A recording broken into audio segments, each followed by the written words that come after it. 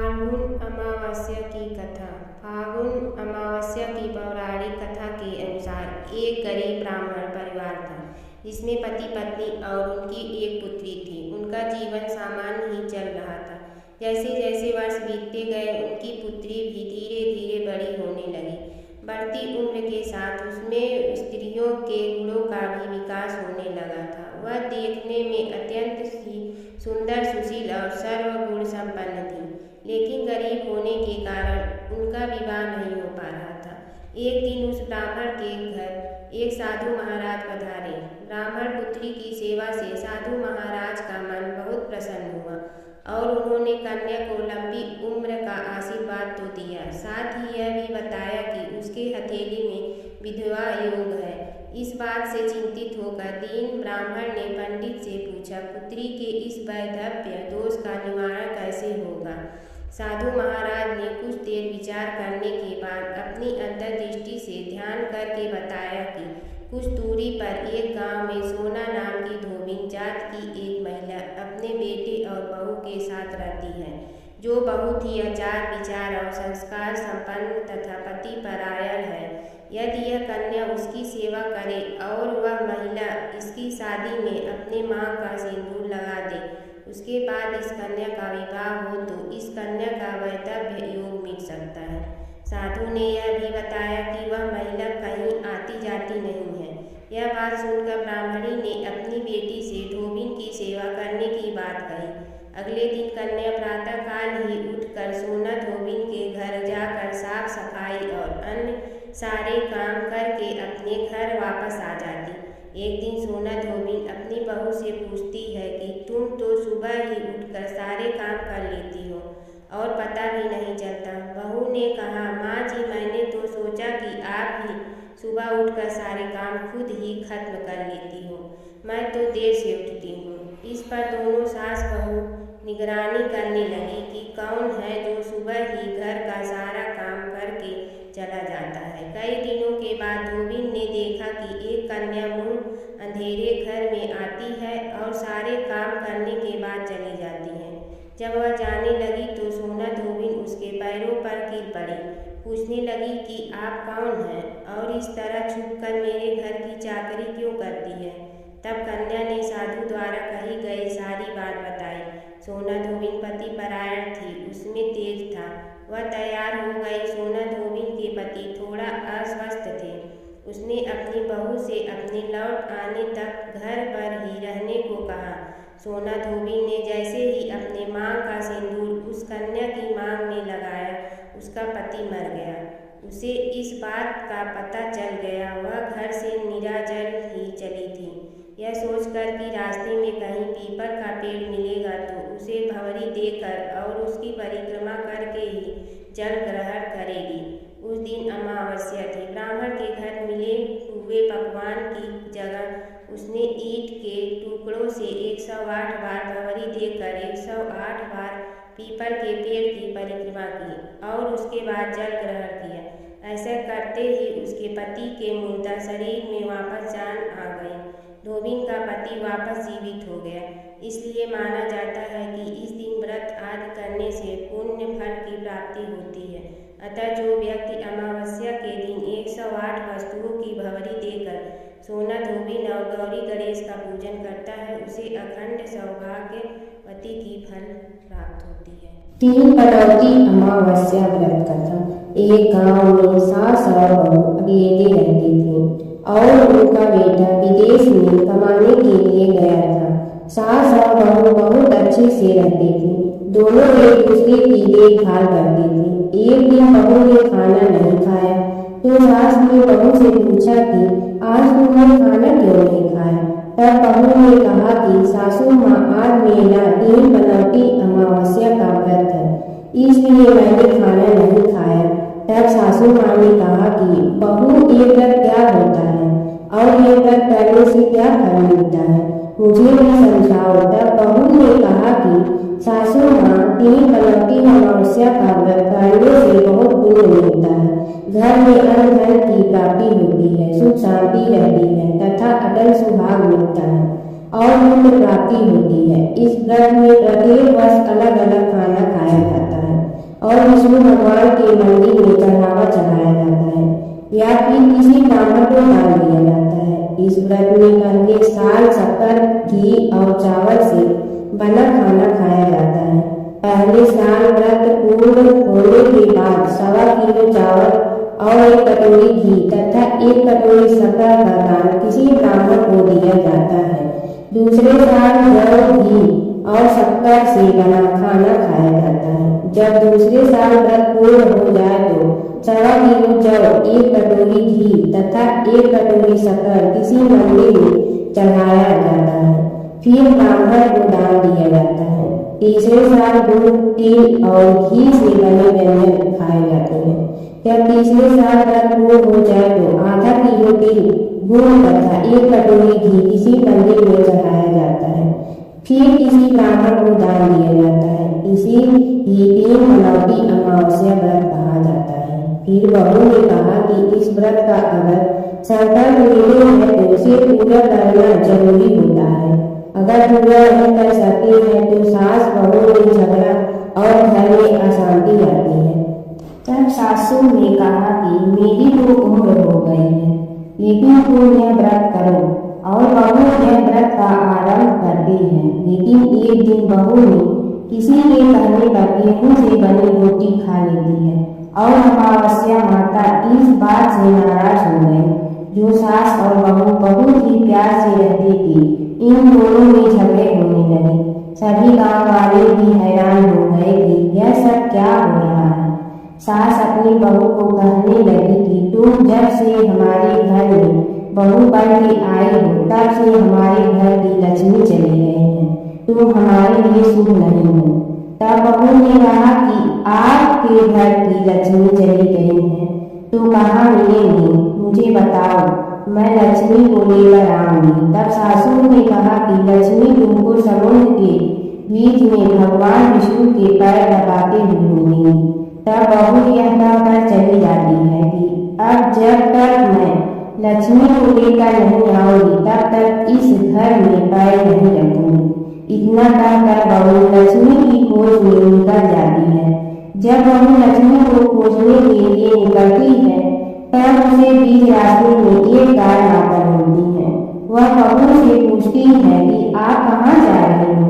तब बहू ने कहा कि हे गाय माता, मेरी सासू मुझे कहती है कि मेरे आने से उनके घर में अन्न धन की कमी हो गई है और उनके घर की लक्ष्मी चली गई है, तो मैं लक्ष्मी को लेने जा रही हूँ।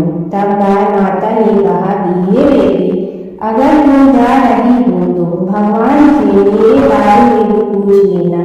तब बहू बोलती है कि ठीक है गाय माता, बताओ, मैं आपके बारे में भी पूछ लूंगी। तब गाय माता बोलती है कि मेरा जब भी बछड़ा होता है वह मर जाता है, जिंदा नहीं रहता। तुम भगवान से पूछ लेना कि मेरे साथ ऐसा क्यों हो रहा है, मैंने ऐसा कौन से कर्म किए हैं। तब बहू बोली, गाय माता, मैं आपके बारे में जरूर पूछूंगी। यह कहकर बहू आगे बढ़ती है। अब आगे जाते ही बहू को एक घोड़ी मिलती है जिसके गले में घंटी बंधी हुई होती है। घोड़ी ने भी कहा कि बेटी, तुम मेरे दुख का निवारण भी भगवान से पूछ लेना। तब बहू ने कहा जरूर पूछ लूंगी। यह कहकर बहू आगे बढ़ती है। आगे जाते ही बहू को एक अंधा और बहरा बुजुर्ग मिलता है। वह भी बहू से अपनी समस्या भगवान से पूछने के लिए कहता है। तब बहू उसकी समस्या भी भगवान से पूछने को कहकर आगे बढ़ती है।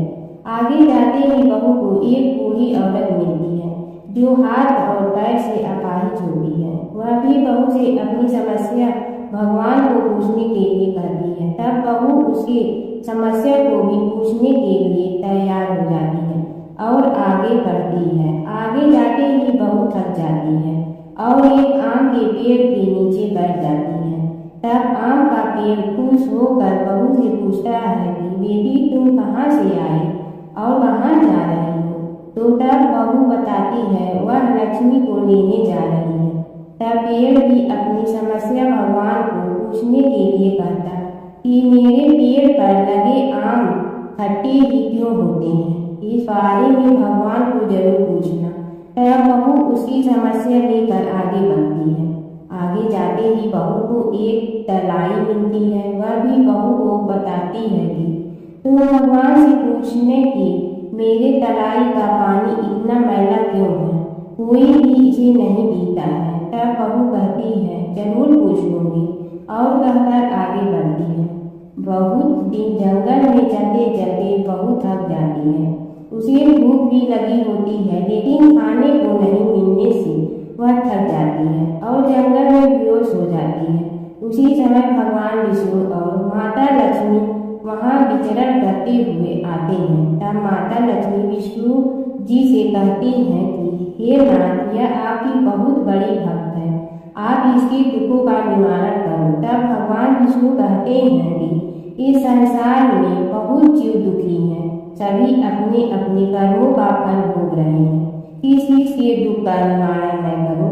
तब माता लक्ष्मी ने विष्णु से विनती की और कहा कि वह भूखी प्यासी है और इसे यहाँ अगर ऐसे ही छोड़ दिया जाए तो जंगली जानवर उसे अपना शिकार बना देंगे। माता लक्ष्मी की बात सुनकर भगवान विष्णु एक साधु का वेश धारण करते हैं और बहू के पास जाते हैं और होश में लाते हैं। बहू के होश में आते ही साधु वेश में भगवान उससे पूछते हैं कि वह यहाँ क्यों आई है और कहाँ जा रही है। तब बहू पूरी बात बताती है। उसकी बात सुनकर भगवान विष्णु और माता लक्ष्मी प्रकट होते हैं। उनके साथ अमावस्या माता भी प्रकट होती हैं। बहू उनके चरणों में गिरकर वंदन करती है। अमावस्या माता बहू को कहती है कि हे बेटी, तुमने मेरे व्रत को खंडित किया है, इसी की सजा मिली है तुम्हें, लेकिन अब मैं तुम्हें माफ करती हूँ और तुम घर जाओ। तुम्हारा घर अन्न धन से संपन्न होगा, तुम्हारा घर सुंदर महल में बदल जाएगा और तुम्हारी सभी मनोकामना पूर्ण होगी। यह सब होने के पश्चात बहू रास्ते में जो भी मिला उन सभी को दुखों का निवारण करने के लिए विनती करती है। तब भगवान विष्णु बोलते हैं कि गाय ने कभी अपना दूध किसी को नहीं पिलाया, उस वजह से उसके बछड़े जिंदा नहीं रहते हैं। तुम उसका दूध भी पिला देना, जिससे उसके बछड़े जिंदा रहने लगेंगे। घोड़ी पिछले जन्म में आटा पीसने वाली महिला थी। वह किसी को आटा पीस के नहीं देती थी, इसलिए उसके गले में चक्की के पाट बांधे गए हैं। तुम उसके पाट खोल देना, वह बिल्कुल ठीक हो जाएगी। बुजुर्ग कभी भगवान के मंदिर नहीं गए और ना ही उसने कभी भगवान के भजन सुने। तुम उसको मंदिर ले जाना और दर्शन करवा देना, वह ठीक हो जाएगा। बुजुर्ग महिला जो थी उसने कभी भी अपनी जवानी में दान पुण्य नहीं किया, इसलिए उसे यह सजा मिली है। तुम उसे दान करवा देना तो उसकी विकलांगता दूर हो जाएगी। उस आम के पेड़ ने कभी किसी बच्चे को अपने आम खाने को नहीं दिए, इसलिए उसके सभी आम खट्टे होते हैं। तुम उस पेड़ का आम खा लेना, फिर उस पेड़ पर मीठे आम आएंगे। तलाई का पानी पिछले जन्म में देवरानी जेठानी थी, वह हमेशा झगड़ती रहती थी, इसलिए उसका पानी मैला है। तुम उसका पानी पी लेना, वह तलाई शुद्ध हो जाएगी।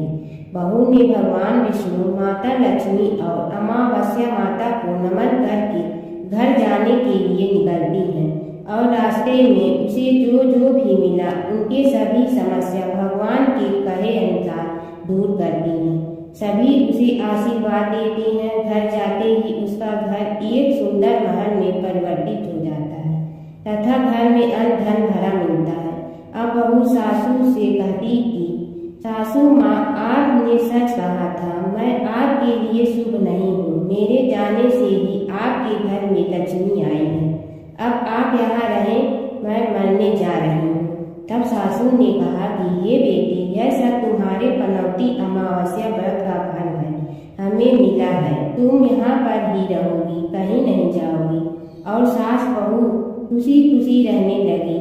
एक दिन उसका बेटा भी विदेश से लौट आया और घर में यह सब देखा। तब उसकी माँ ने सब बात उसे बताई। इस तरह वह लोग खुशी खुशी रहने लगे। जमुना की कहानी। प्राचीन समय में एक गांव था जिसमें दो बहनें रहा करती थी। एक बहन का नाम गंगा था तो दूसरी बहन का नाम जमुना था। एक बार दोनों बहनें एक साहूकार के खेत से गुजर रही थी तो जमुना ने 13 दाने जौ के तोड़ लिए, जिसे देख गंगा बोली कि तुझे तो ग्रहण लग गया, तूने चोरी की है। इस पर जमुना बोली कि अब मेरा ग्रहण कैसे ढूंढेगा। गंगा ने कहा कि तुझे 12 साल तक साहूकार के यहाँ नौकरी करनी पड़ेगी, तभी तेरा पाप धुलेगा और ग्रहण से मुक्ति मिलेगी। जमुना साहूकार के यहाँ नौकरी के लिए जाती है और अपने लिए काम मांगती है। साहूकार उसे काम पर रख लेता है, लेकिन काम करने से पहले जमुना उसे कहती है कि मैं सारे काम करूँगी, लेकिन 4 काम नहीं करूँगी। जूठे बर्तन नहीं मांजूंगी, झाड़ू नहीं लगाऊंगी, बिस्तर नहीं बिछाऊंगी और दिया नहीं जलाऊंगी। 12 साल के बाद कुंभ का मेला लगा तो साहूकारनी भी कुंभ नहाने जाने लगी। जमुना ने उसे जाते देख कहा कि कुंभ के मेले में मेरी बहन गंगा मिलेगी तो उसे यह सोने का टक्का दे देना, इससे वह अपने हाथों में सुंदर चूड़ियां पहन लेगी। साहूकारनी ने कुंभ के मेले में गंगा को वह सोने का टका दे दिया। गंगा ने उनसे वह टका लेते हुए कहा कि मेरी बहन को कहना कि उसके 12 वर्ष पूरे हो गए हैं, अब वह वहाँ वापस आ जाए। साहूकार व साहूकारनी वापस घर आए तब जमुना मटके में पानी भर रही थी। दोनों जमुना से बोले कि हमने सोने का वह टका तेरी बहन गंगा को दे दिया था और उसने कहा है कि तेरे 12 वर्ष पूरे हो गए हैं, इसलिए अब तुम वापस जाओ। यह समाचार सुनते ही जमुना सहस्त्र धारा में बदल गई और बहने लगी। जमुना जी का यह रूप देखकर साहूकार और साहूकारनी परेशान हो गई थी। हमारे घर में जमुना माता ने काम किया, हमें तो अब ग्रहण लग गया है, हम यह ग्रहण कैसे उतारेंगे। जमुना भागकर गंगा माता के पास चली गई। गंगा ने जमुना से पूछा कि तुम साहूकारनी से कुछ कहकर आई हो या ऐसे ही बिना बताए आ गई। तब जमुना बोली कि मैं तो कुछ भी बताकर नहीं आई हूँ। गंगा ने कहा कि जा उन्हें धीरज दे आ, नहीं तो उन्हें जीवन भर असंतोष ही रहेगा। गंगा के कहने पर जमुना माता ने साहूकारनी को सपने में दर्शन दिए और कहा कि तुम दोनों उल्टे माथे क्यों पड़े हो, जाओ उठकर खाओ पियो। तब दोनों बोले कि हम कैसे उठें, हमें तो ग्रहण लगा है, क्योंकि हमने उल्टे सीधे और पता नहीं कितने नीच कार्य आपसे कराए हैं। तब जमुना जी बोली कि तुम्हें ग्रहण नहीं लगा है, ग्रहण तो मुझे लगा था कि मैंने तुम्हारे खेत से 13 दाने जौ के चुराए थे। मैं तो अपना ग्रहण उतारने तुम्हारे घर आई थी। मेरा ग्रहण तुम्हारे घर में 12 वर्ष तक रहने से उतर गया है और मेरी मुक्ति हो गई है। जमुना जी ने कहा कि तुम्हें कोई ग्रहण नहीं लगा है, उल्टे मेरे 12 वर्ष तक यहाँ रहने से तुम्हारी भी मुक्ति हो गई है। यह कहकर जमुना जी स्वप्न से चली गई। दोनों उठकर देखते हैं कि उनके घर में पहले से भी अधिक धन हो गया है। हे जमुना माता, जैसे आपने साहूकार व साहूकारनी की मुक्ति कराई, वैसे ही आप अपने सभी भक्तों की करना। जय जगदीश हरे स्वामी, जय जगदीश हरे। भक्त जनों के संकट क्षण में दूर करे, ओम जय जगदीश हरे। जो ध्यावे फल पावे, दुख बिन से मन का सुख